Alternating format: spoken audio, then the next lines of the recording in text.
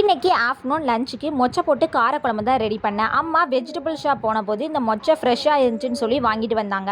பட்டாணி ஓப்பன் பண்ணுற மாதிரி தான் ஓப்பன் பண்ணிட்டு இருந்தேன். யூஸ்வலாக அம்மா தான் இந்த பட்டாணி குழம்பு, மொச்சை குழம்பு, கடலை குழம்புலாம் வச்சு தருவாங்க. இந்த தடவை என்ன நம்பி நீயே வையின்னு சொல்லிட்டாங்க. நல்ல பண்ணணும் சொதப்பணும் அது கடைசியில் தான் தெரியும். நான் முதலாக மேரேஜ் ஆகி வந்த புதுசில் நான் பண்ண ரெசிபி அது என்னதுன்னா மேகி தான். என்னோடய ஹஸ்பண்ட் வீட்டில் மேகியில் கடுகு கடலைப்பருப்புலாம் போட்டு தான் ரெடி பண்ணுவாங்க. நான் என்னோடய ஸ்டைலையே ரெடி பண்ணி கொண்டு போய் கொடுத்தேன். என்னோட நாத்தனார் சூப்பராக இருக்குது எப்படி பண்ணீங்கன்னு சொல்லி கேட்டாங்க. அப்போ என்னோட மைண்ட் வைஸு காலங்காலமாக நான் பண்ணி சாப்பிட்ற ஒரே ரெசிபி இதுதான். எப்படி என்னோட எக்ஸ்பெரிமெண்ட் ஃபெயிலியர் ஆகும்னு சொல்லி தான் தோணுச்சு. ஆனால் என்னோடய வீட்டில் நான் டொமேட்டோ ரைஸ் சூப்பராகவே பண்ணுவேன். இங்கே வந்து எனக்கு அந்த ரைஸ் மட்டும் வரவே மாட்டேங்குது. எதனாலன்னு தெரியல. எப்போ பாரு ஒரே சொதப்பலாக தான் இருக்குது. நீங்கள் மேரேஜ் ஆகி வந்து குக் பண்ணி அப்ரிசியேஷன் வாங்கின ரெசிபி என்னங்கிறத கமெண்ட் பண்ணுங்கள். இந்த குழம்பு வைக்கிறதுக்கு வெங்காயம், தக்காளி, மொச்சை அது கூட உருளைக்கிழங்கும் சேர்த்து வச்சா நல்லாயிருக்கும். கூடவே தேங்காய் பேஸ்ட்டையும் அரைச்சி ஊற்றி ரெடி பண்ணோம் அப்படின்னா சூப்பராகவே ரெடி ஆயிரும். பாய்.